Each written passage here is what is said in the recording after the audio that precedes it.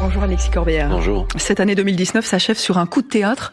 L'arrivée de Carlos Ghosn au Liban, l'ancien patron de Renault-Nissan qui était assigné à résidence au Japon, qui attendait son procès prévu au mois d'avril pour des soupçons de malversation financière. Est-ce qu'il a, selon vous, fui la justice japonaise ? Ah oui, ça manifestement.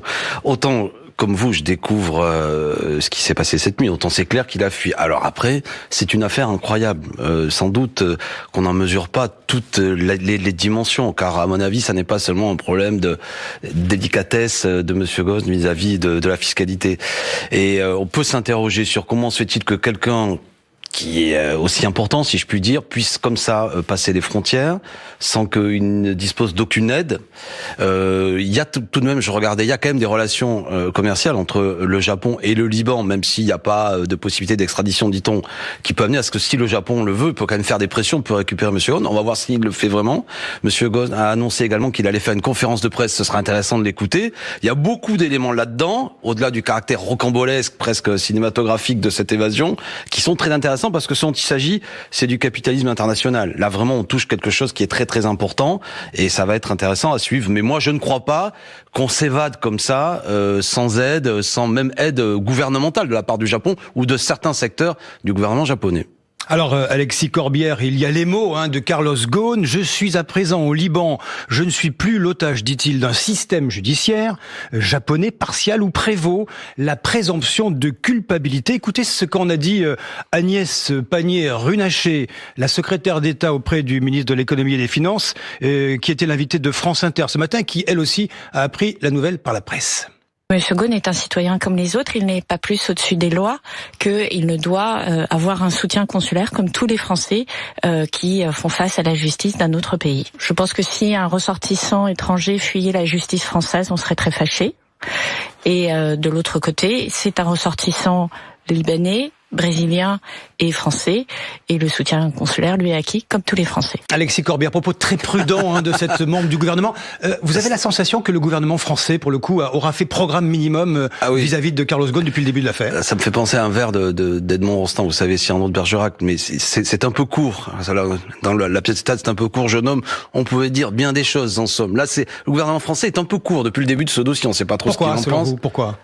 Parce que sans aucun doute que, je le répète, derrière ça, premièrement, je ne pense pas que le gouvernement puisse ignorer la manière dont certains circuits financiers fonctionnent, parce que c'est ça dont il s'agit, des éléments de corruption pour obtenir des marchés, sans doute, derrière cet immense groupe qu'était Renault-Nissan. Enfin, voilà, je trouve que depuis le début, au moins, il y aurait pu avoir des propos même de condamnation. Le gouvernement français, de ce que j'ai entendu, est toujours resté extrêmement silencieux, ce qui montre sans doute qu'il y avait des connaissances ou des interconnexions. Je me trompe peut-être, mais au moins le gouvernement pourrait en dire un peu plus que ce que nous dit Madame la secrétaire d'État, qui est quand même service minimum. Et qu'est-ce qu'il faudrait retenir de cette affaire Carlos Ghosn?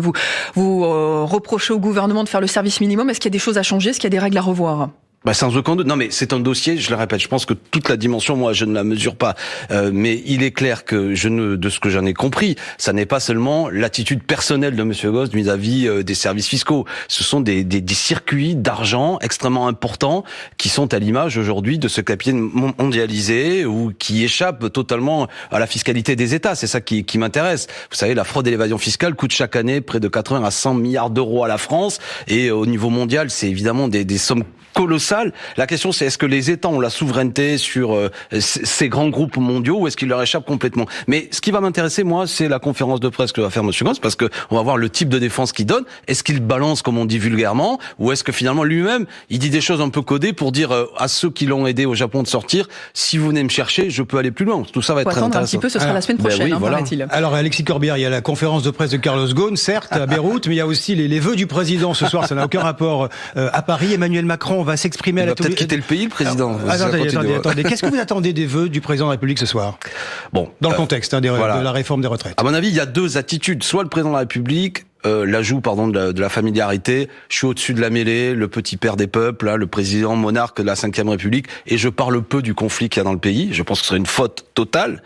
Soit il rentre dans le dossier, notamment ce dossier des retraites, dans lequel je pense qu'il y a une grande majorité du pays qui est opposée, des grèves, on en est au 26e jour de grève dans les secteurs de transport, une grande détermination. Je pense qu'il devrait parler du dossier des retraites, et moi j'attends de lui qu'il dise qu'il retire son projet. Mais est-ce que c'est le lieu de parler justement de ce dossier dans des vœux présidentiels? Le lieu, lieu.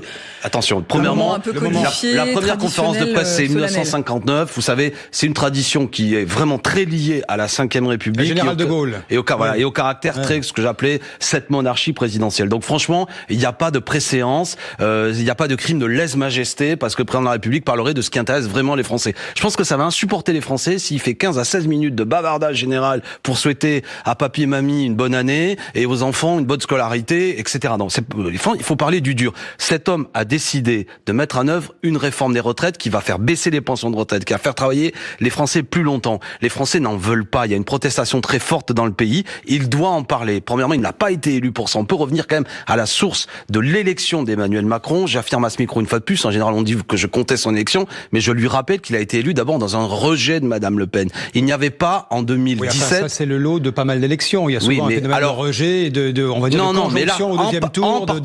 En particulier, il y a deux élections à la 5e, celle de Monsieur Chirac ou celle de Monsieur Macron, qui sont marquées par le fait que beaucoup de gens au second tour ne sont pas venus voter par adhésion. Oui, mais ça devrait lui amener une certaine prudence. Dans ces conditions, vous touchez à la retraite. Quand vous avez un peu de mémoire, vous savez que la question des retraites, depuis des décennies, a mis les Français dans la rue. Les gens ne veulent pas voir leur pension de retraite baisser et travailler plus longtemps. Ils pensent qu'on peut partager les richesses autrement. Bref, quand on touche à ça, on le fait pas avec la délicatesse d'un éléphant dans un magasin de porcelaine, comme le fait depuis le début Monsieur Macron, avec une situation où plus personne n'y comprend rien. Il faut qu'il retire le projet ce soir, il faut qu'il retire le projet pour le nouvel an. Allez, je retire mon projet sur les retraites. Vous savez bien que ça n'existera pas. Ah ben il a tort. Voilà, tout à l'heure moi je serai à l'Assemblée Générale des grévistes de Gare de Lyon. Il y a une grande détermination dans les secteurs de transport. Les gens sont à 26 jours de grève. Vous savez, quand on en est là, faut faire attention à une chose. Les gens ils vont pas rentrer à la maison s'ils ont rien gagné. Et si le président de la République veut le rapport de force, l'affrontement, le pourrissement, ça aura des conséquences négatives. Redevenons calmes, qu'il retire son projet. Après, on peut travailler à une amélioration dans le système des retraites. Les femmes, notamment, vous le savez, subissent la différence de salaire de 25 à 30% qui font qu'elles ont des pensions de retraite qui doivent être augmentées. On peut faire baisser l'âge des retraites. Je rappelle que un nombre significatif de gens n'arrivent même pas à l'âge de la retraite, ils sont déjà licenciés. Il y a beaucoup de choses à faire, mais pas cette mauvaise réforme. Alexis Corbière, on va continuer à parler évidemment de cette réforme très contestée, de cette mobilisation qui se poursuit. 27e jour. Ce mardi, ce sera juste après le rappel de l'actualité à 8h40. C'est avec vous, Stéphane Milhomme. Carlos Ghosn n'est pas au-dessus des lois, mais le soutien consulaire de la France lui est acquis. Réaction sur France Inter d'Agnès Pannier-Runacher, la secrétaire d'État auprès du ministre de l'Économie et des Finances. L'ancien PDG de Renault-Nissan a fui le Japon pour joindre le Liban. Une arrivée depuis la Turquie en jet privé. Il est poursuivi depuis un an pour malversation financière. Syndicats comme opposition attendent une clarification d'Emmanuel Macron. 27e jour de la grève contre la réforme des retraites. Le président de la République s'exprimera à 20h pour les vœux. La traditionnelle allocution à suivre sur France Info. La circulation reste très perturbée à la RATP. Un dépôt de bus bloqué, 5 autres dépôts touchés ce matin selon la préfecture de police de Paris. Perturbation également des métros, 2 lignes sont fermées. Seule la moitié des TGV et TER circulent à la SNCF. Et puis hors norme, au nom de la Terre, ou bien qu'est-ce qu'on a encore fait au bon Dieu? Ce sont les films français qui ont le plus rempli les salles cette année. Bilan du Centre national du cinéma. Les Américains dominent toujours avec plus de la moitié des entrées, mais le cinéma hexagonal représente 35% de part de marché. France Info. Et tout est plus clair. Alexis Corbière, quel rôle joue l'opposition? Quel rôle vous jouez, vous, dans cette mobilisation qui dure maintenant depuis 27 jours? Les syndicats, on le voit, mènent le combat. Est-ce que le premier opposant aujourd'hui à Emmanuel Macron, c'est pas Philippe Martinez et pas Jean-Luc Mélenchon?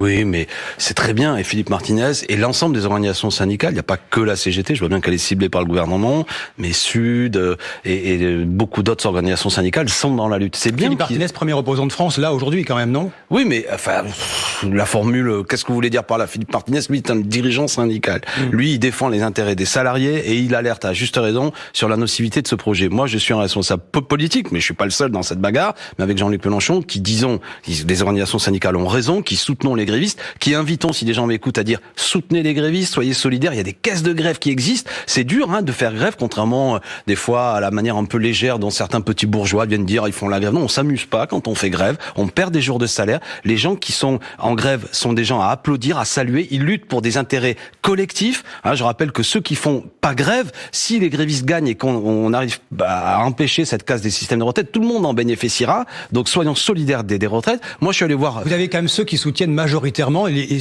tous les sondages le disent, la suppression des régimes spéciaux. Les Français sont plutôt favorables à cette idée. Oui, mais parce qu'on les a enfumés bien souvent. Non, mais je veux dire, on a vu tous dernièrement, premièrement sur les régimes spéciaux, le gouvernement recule, maintenant les policiers vont maintenir le système de retraite, les danseuses de l'opéra vont le maintenir, la liste ne cesse de s'allonger. Qu'est-ce que c'est un régime spécial? Bien souvent, un régime spécial, c'est en fonction de certaines professions particulières. Vous avez des conditions de salaire parfois qui sont peu importantes, mais des conditions de retraite qui sont avantageuses. Bref, tout ça fait partie, et je rappelle que ça représente 3% de nos retraites, 97% des gens sont pas en régime spécial, mais pour autant, tous les gens, tous concernés par cette mauvaise modification, tout le monde a compris, hein, quand vous calculez votre pension de retraite sur la totalité de votre carrière et plus seulement sur les meilleures années, elle va baisser, donc les gens n'en veulent pas. Vous trouvez qu'il y a un délitement aujourd'hui? C'est ce qui était évoqué, Céline Asselot, hier matin sur ce plateau, hein. On avait c'est Yves Verrier, oui. Yves Verrier. Allez, on va écouter peut-être un extrait d'Yves Verrier, le leader de Force ouvrière. Si le gouvernement persiste, de toute façon, inévitablement, ce système-là, qui sera en réalité beaucoup plus complexe que le système actuel, se délitera, sera corrigé très vite dans les années qui viennent. Donc, tant qu'à faire, appuyons maintenant sur le bouton stop, c'est ce que je demande. Alexis Corbière, ça devrait vous satisfaire de voir ces aménagements, parce que c'est le mot qui est utilisé. Au fond, on revient à des particularismes au gré des professions. C'est ce qui semble se profiler aujourd'hui. Finalement, on réaménage des retraites au gré des difficultés des uns et des autres. Non, ce que ça me montre, c'est que la lutte paie, et c'est bien, notamment, je pense parce que tout le monde a vu ces images des danseurs de l'opéra, tout le monde a approuvé déjà ce magnifique spectacle sur le fait que, bon voilà, il y a des professions, manifestement le gouvernement recule. Donc s'il recule sur certaines professions, qu'il recule sur toutes, surtout qu'il arrête de nous enfumer, pardon, là encore de la trivialité, sur le fait qu'il veut un système universaliste, etc. Et on voit bien qu'il maintient certains secteurs, parce que dans certaines professions... Donc ça va être ça le point de convergence selon vous pour la sortie de conflit, parce qu'il faudra bien sortir. Non, mais il faut retirer déjà le principe que nous propose le gouvernement, qui consiste à dire, vous calculez sur la totalité de votre carrière et vous passez d'un système à points, est un mauvais système. Le président ne veut pas sortir du système par points, c'est son marqueur de son quinquennat. On verra, vous savez, des gens droit dans leurs bottes, il y en a un, il s'appelait Alain Juppé ou autre. Je veux dire, les rodomontades présidentielles n'impressionnent plus personne. De la même façon, vous savez, si ce soir, j'informe les Français, si le président souhaite une bonne année, méfiez-vous, parce qu'en général, quand il dit quelque chose, il fait l'inverse. Il a dit qu'il toucherait pas à l'éducation nationale, ils vont supprimer des postes. L'assurance chômage, ils baissent les indemnités d'assurance chômage. La précarité augmente. Donc la parole présidentielle aujourd'hui, et c'est un problème à mon avis, vu ce système pyramidal de la 5e, elle est très affaiblie. Mais que le gouvernement ne s'entête pas, parce que je préviens d'une chose. Je répète ce que je disais tout à l'heure.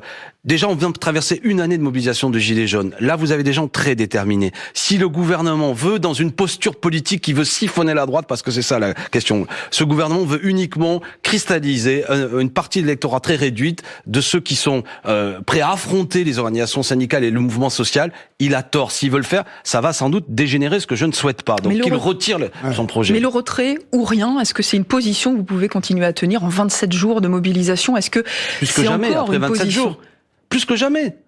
Quel est ce projet gouvernemental n'a aucune cohérence. Vous venez de le dire d'ailleurs, il évolue au fur et à mesure. Il est incompréhensible. Chacun des représentants qui vient, vous l'avez vu, ça fait rire sur les réseaux sociaux, du gouvernement ou député qui vient, raconte tout et n'importe quoi, ment, explique que les femmes vont y gagner, ce qui est faux, explique toute une série de choses que ça va être tout le monde pareil. Mais s'il n'évoluait pas, si le gouvernement n'entendait pas les revendications des uns et des autres, les inquiétudes, vous l'accuseriez aussi d'être sourd. Oui, mais qu'il entende ce qui monte majoritairement dans le pays. Nous ne voulons pas de cette réforme. Alexis Corbière. Monsieur Macron n'a pas été élu pour faire travailler les gens jusqu'à 64 ou 67 ans. Il a même dit l'inverse. On peut respecter la parole politique dans ce pays. Il n'a pas été élu pour ça. Et c'est pourquoi je me permettais de rappeler que même d'ailleurs, il a été élu dans des conditions très particulières dans notre histoire politique, dans un rejet de Madame Le Pen. Il n'a pas de majorité sociale et politique pour mener cette réforme. Donc, qu'il la mette au cœur de l'élection présidentielle qui vient en 2022, et on verra. Mais pour l'instant, qu'il la retire. Si son tête, c'est autre chose qu'il cherche à faire. Alexis Corbière, pour poursuivre la question de Céline Asselot tout à l'heure, finalement, il vous rend service, Emmanuel Macron, puisque on sait que la France insoumise a traversé une année un petit peu difficile, hein. Vous avez eu l'affaire de la perquisition musclée, le procès. Vous avez eu scandaleux. Vous avez été frappé par ce gouvernement des turbulences au sein de votre formation politique. Ça a été une année un peu en pointillé. Les gilets jaunes qui au fond excluent les partis politiques et les syndicats du terrain, des ronds-points. Là, finalement, grâce à cette réforme et cette grève contre la réforme des retraites, quelque part, la gauche retrouve du lustre. Ils vont en service. Non, mais ça, on verra. En plus, vous utilisez le mot de gauche, qui, quoi, là-dedans, vous savez. Non, mais on verra. Oui, mais c'est plus compliqué que ça. Moi, ce que je veux, c'est être utile. utile au plus grand nombre. Nous sommes un mouvement politique. Si on apparaît comme inutile et boutiquier, on sera balayé par des gens qui n'en ont rien à fiche de la France insoumise, d'Alexis Corbière, etc. La seule chose que veulent les gens, c'est que leurs conditions de vie ne soient pas détériorées et qu'elles s'améliorent. Donc soit nous sommes l'outil politique et social qui sert à ça, c'est-à-dire que nous expliquons les mauvais coups, que nous ouvrons une perspective positive. Parce que les gens, ils veulent du bonheur. Hein. Là, ce soir, c'est le réveillon. Moi, je souhaite bonne année à tout le monde. Les gens, ils veulent vivre mieux. Ils veulent que leurs enfants soient dans de meilleures conditions, que les écoles s'améliorent, que le service public soit de qualité, qu'il y ait un meilleur partage des richesses. La crise écologique, on n'en parle pas. Elle prend tout le monde à la gorge. Qu'il y ait des vraies mesures écologiques, qu'il y ait un vrai système démocratique. Et si le président de la République appelle au dialogue ce soir et à l'apaisement, il vous tend la main. C'est le roi du blabla et du dialogue. Il est sorti de la crise des Gilets jaunes, et en réalité elle n'est pas terminée, en faisant non pas un grand débat national, mais un grand blabla national qui n'a débouché sur rien. S'il veut réutiliser la même technique ce soir, il en cuira à mon avis. Mais ça veut dire c'est tout ou rien. Finalement, c'est aussi comme ça que vous allez commencer cette année 2020. C'est lui, Macron, qui dit c'est tout ou rien. Y compris pour vous, la France insoumise. C'est le succès ou l'échec total. Ben, je lui dis, la seule chose aujourd'hui qui est au diapason de ce qu'attendent les majorités des Français, c'est le retrait de sa réforme. Voilà. S'il ne veut pas le faire, s'il veut le rapport de force aura lieu. Et moi, je profite de ce micro pour dire, gloire aux grévistes, vous avez bien raison. Soutenez les grévistes d'ailleurs. Il y aura une journée forte à la rentrée le 9 janvier. Soutenons les grévistes. Ils ont raison. Ils luttent pour l'intérêt général, pour une conception républicaine d'ailleurs de la nation, du partage des richesses, de la solidarité. Ça veut dire qu'en fait, vous vous épanouissez dans le conflit social, la grève, parce que vous avez écrit un bouquin qui s'appelle, alors aidez-moi, qui s'appelle Jacobin, où vous dressez des portraits, Robespierre et autres. Vous, ce que vous voulez, c'est la révolution, vous faites. Vous rêvez à la révolution. Je dis que ce pays, la République. Vous ne rêvez que de ça, la révolution. Non, je dis que la République, cher Jean-François Kelly, je dis que la République et ce qu'il y a de grand dans ce pays sont nés dans un moment révolutionnaire. Et que ce qui fait la France, c'est justement ces mobilisations sociales. Donc les grévistes ne sont pas, quelque part, une fraction marginale de la population, ils sont la pointe avancée. C'est eux qui écrivent l'histoire. Je termine sur ce que disait Victor Hugo, vous savez, le poète, ceux qui vivent, ce sont ceux qui luttent. Eh bien, ceux qui luttent actuellement sont la France vivante qui construit l'avenir. Redonner la parole au peuple, c'est en fait. Pardon ? Redonner la parole au peuple. Bah, il vaudrait mieux, oui, en démocratie, c'est toujours lui le souverain. Hein. Bon, on va donner le dernier mot à Victor Hugo. Alors, si je vous comprends bien. Merci beaucoup, Alexis Corbière, député de la France Insoumise de Seine-Saint-Denis, d'avoir accepté